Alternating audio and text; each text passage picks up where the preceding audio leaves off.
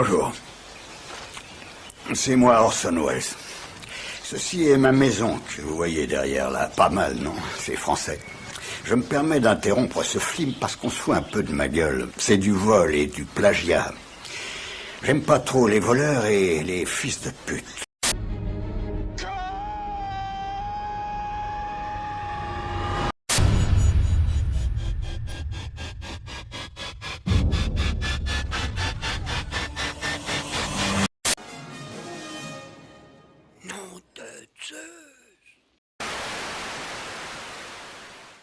Bonjour à toutes et à tous et bienvenue dans ce nouveau numéro de Qu'est-ce qu'on regarde ce soir? Ce soir on va regarder la saison 1 de Gotham. Alors la série n'est pas encore sortie en France, on n'a même pas de date d'annoncer en sortie DVD. Donc là, ce DVD là que je vous montre à l'instant, je l'ai eu grâce à mon ami Julien Guélerin qui a fait à profiter de la convention à laquelle il a participé à Montréal pour acheter une version québécoise du DVD, donc c'est pour ça que j'ai pu l'avoir. Il me l'a très gentiment prêté parce qu'il avait d'autres séries à voir. Et comme ça que la série Gotham m'intéressait et qu'elle intéressait aussi mon épouse, j'ai dit bah tiens, toi t'es en train de voir un truc, nous on a fini les séries qu'on regardait, donc passe-la moi, comme ça je la regarderai. Alors par contre petit détail, c'est une version québécoise mais les sous-titres sont français bien comme il faut, hein. Je vous dis ça parce que je suis en train de regarder la saison 3 de Sons of Anarchy là, et les DVD ils sont censés être français. Donc les sous-titres sont québécois, donc on a droit à des hosties, des calices, des tabernacles et autres sacraments quand ils disent Jesus Christ par exemple en anglais, donc c'est très rigolo. Alors là c'est du 100% français, bon par contre il n'y a pas de doublage français, voilà. Donc sachez-le si jamais vous testez, je crois que cette version là doit être disponible sur Amazon, mais bon voilà. Et cet aparté et tout ça pour dire que je remercie Julien de m'avoir prêté ce DVD. Parce que franchement, si j'avais dû l'acheter moi-même, ça m'aurait fait beaucoup de mal au portefeuille. Parce que j'ai pas du tout accroché. Franchement, j'ai pas du tout aimé. L'idée est sympa de partir de Gotham avant Batman, donc de voir tout le passé. Donc ça, je trouvais ça pas mal. Puis ouvrir la série, sur le premier épisode, c'est le meurtre des Wayne. Je trouvais ça vraiment sympa. Mais alors, après la série, je sais pas, elle s'est retrouvée un peu le cul entre deux chaises, c'est-à-dire que dès le début, il nous présente justement cette Gotham vraiment pourrie jusqu'à la moelle, avec une police corrompue qui roule pour la mafia, une mafia toute puissante qui domine tout, et qui a tout le monde dans sa poche, tous les officiels. Donc on part vraiment sur cette ambiance très sombre que j'ai vraiment beaucoup aimé, c'est ça que j'aime bien dans Gotham, voilà, c'est que c'est une ville, c'est l'équivalent du Chicago des années Al Capone, quoi. Et d'un côté, donc on a ce côté très sombre, et de l'autre, c'est régulièrement compensé par des trucs de grands guignols sortis de nulle part. Mais pourquoi? Pourquoi mettre du truc débile? Qu'encore, c'est des répliques, genre voilà, il y a le personnage de Bullock qui est dans cette série, ils en ont fait le partenaire de Jim Gordon. De temps en temps, il balance des trucs, des répliques, on sent que vraiment il en a plein le dos d'avoir cet équipier. Lui, il aimerait bien être juste un flic comme les autres, qui se contente de faire le minimum syndical, en s'en mettant un peu dans la poche, hein, si possible. Et il a l'autre en face qui fait vraiment le boulot de flic, le vrai flic, quoi. Et du coup, ça le saoule au plus haut point, puis il se retrouve souvent pris dans des situations pas possibles. Donc voilà, il fait des traits d'esprit là-dessus, c'est rigolo. Mais alors, des fois, voilà, typiquement, il y a une scène, il cherche un mec dans un immeuble, il demande où il est, les gens disent qu'ils savent pas où il est, puis il voit au fond une remise, il doit être là-bas. Donc il commence à arriver avec leur flingue et tout, et d'un seul coup, il tombe sur une fille qui était là, une secrétaire qui était là en train de faire son boulot, donc vraiment la fille, elle est paniquée. Après, elle dit, ah mon dieu, mais non, mais j'avais juste piqué un stylo, mais c'était rien de grave, oh, puis elle se part en courant comme ça, là. Et on se dit, mais pourquoi faire un truc comme ça avec un personnage complètement what the fuck, sorti de nulle part? Et on a régulièrement des personnages comme ça dans la série qui font complètement déconnecter. Donc quand c'est des mecs, c'est qu'à des moments, ils font intervenir dans la série, ils font des petits clins d'œil avec les futurs personnages importants de l'univers. Et notamment, ils jouent un peu sur qui va être le Joker. On rencontre un ou deux gars qui pourraient être un proto-Joker d'une certaine façon.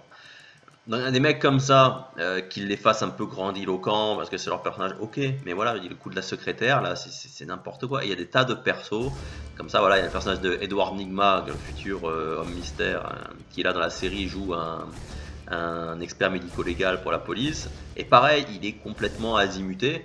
Dès le départ.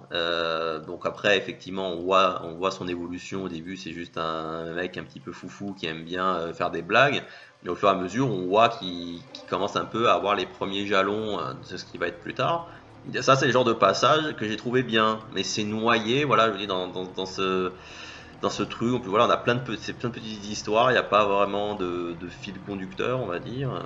Et puis le gros souci, c'est qu'ils ont voulu. Et au début, c'était vendu comme Gotham avant Batman. Sauf qu'on voit Bruce Wayne quasiment tout le temps, alors que c'est un gamin, donc il a aucun intérêt de voir un Batman, enfin un Bruce Wayne de 8-12 ans, je sais pas quel âge il a.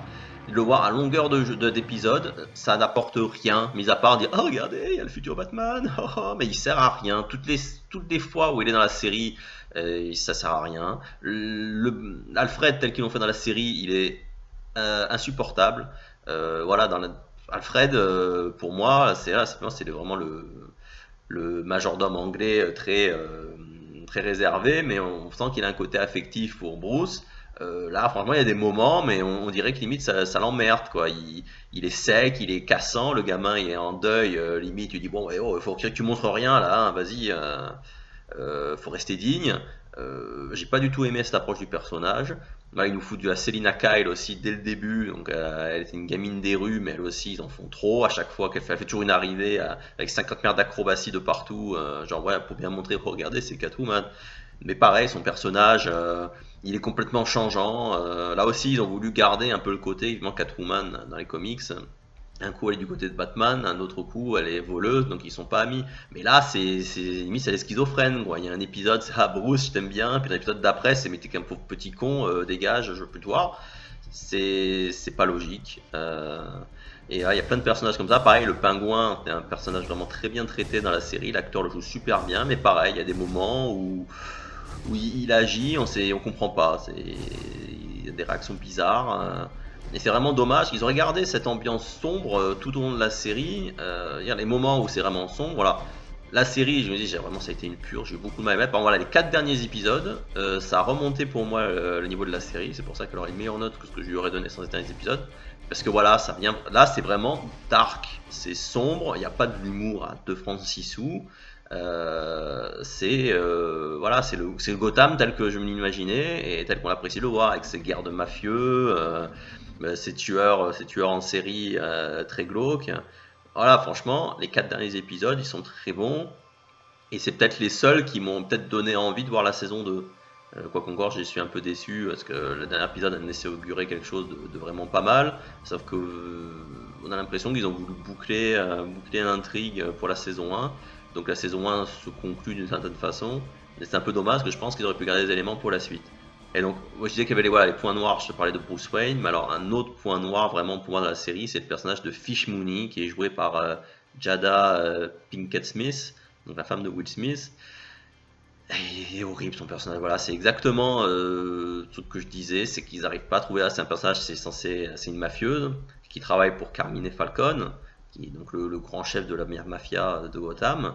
Donc c'est quand même un de ses lieutenants, donc c'est quand même censé être quelqu'un d'important. Donc effectivement, il y a Top Ten où elle fait bien dans son rôle de mafieux flippant. Et il y en a d'autres, on dirait le prototype, le cliché, on va dire, de la femme black américaine dans les comédies.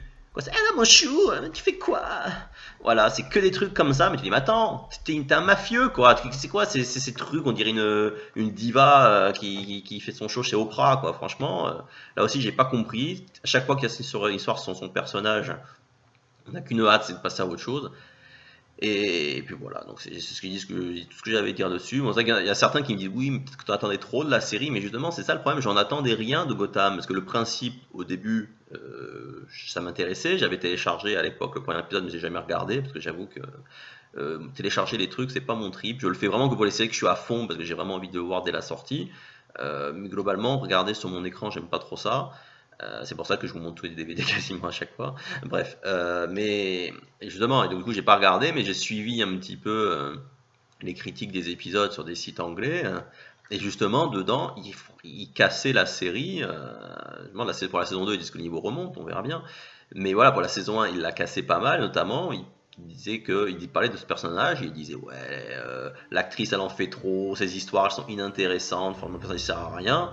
Et c'est vrai que je me disais bon ils en font trop et peut-être ça me plaira. C'est pas des fois de me faire casser un film au final moi justement ça me prépare psychologiquement à ce qu'il soit mauvais et souvent j'apprécie plus. Par exemple le film de Daredevil, il s'était fait fracasser par tout le monde à sa sortie et je l'ai vu très longtemps après sa sortie, donc du coup j'avais entendu de partout que c'était une sombre merde. Et du coup, finalement, quand je l'ai vu, alors certes, c'est pas le meilleur film de super-héros de tous les temps, mais quand je l'ai vu, je l'ai trouvé sympa. Passé un bon moment devant. Donc voilà, pour moi, Gotham, je disais bon, pareil, ça s'est fait détruire, peut-être que ce sera bien. Et ben non, voilà, ça pas. J'ai trouvé exactement les mêmes choses que ce que disait le site américain sur lequel je lisais les chroniques, quoi. Donc, comme quoi. J'avais beau être préparé, ben ça m'a pas rendu plus, plus ouvert à la question pour autant. Donc voilà, Gotham, franchement, première saison qui donne vraiment pas envie. Alors certes, à la fin, quand ça se termine, on sent que c'était vraiment mettre en place l'univers. Mais je pense que voilà, ça c'est un exemple typique.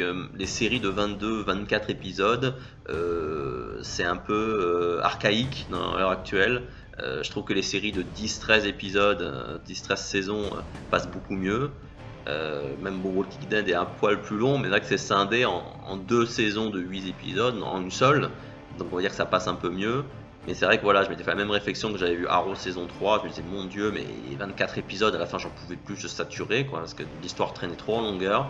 Et là c'est le problème, c'est que c'est une mise en place, mais voilà, la faire traîner sur 22 épisodes, c'est très long, ils rajoutent des scènes avec des personnages, avec des intrigues, sous-intrigues, qui sont lourds, qui sont très très lourds, et franchement je pense que cette série elle aurait mérité de faire des saisons de 13 épisodes. Ça aurait évité de diluer les intrigues et je pense que ça aurait été beaucoup mieux. Donc à la base, vu la purge ça a été pour moi, je comptais lui mettre 3, mais je me disais les 4 derniers épisodes pour moi ça a été une excellente surprise, ça a été une très bonne story arc, très intéressant, un final pas mal.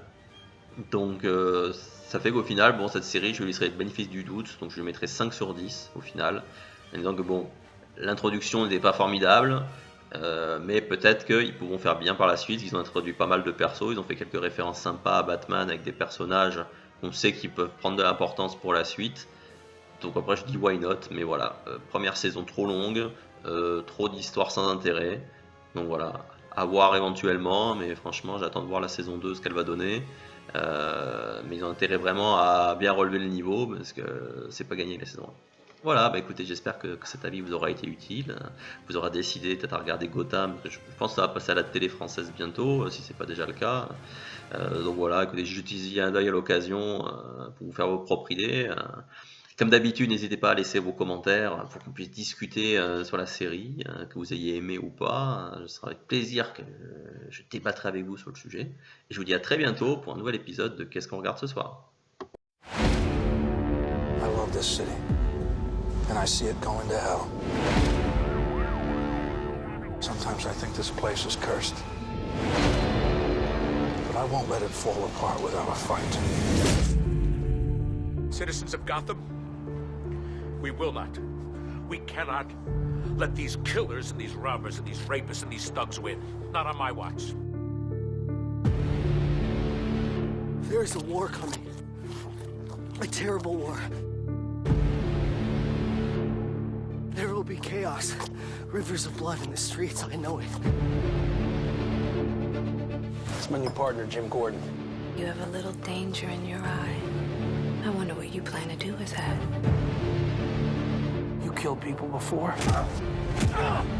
That was war. This is war. We're at war.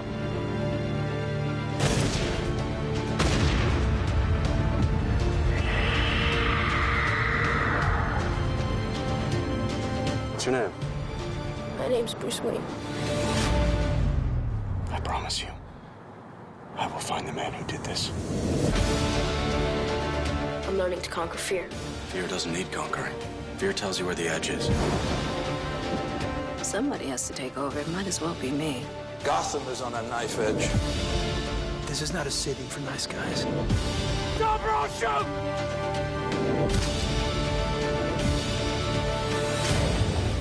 However dark and scary the world might be right now, there will be light. There will be light. Bruce.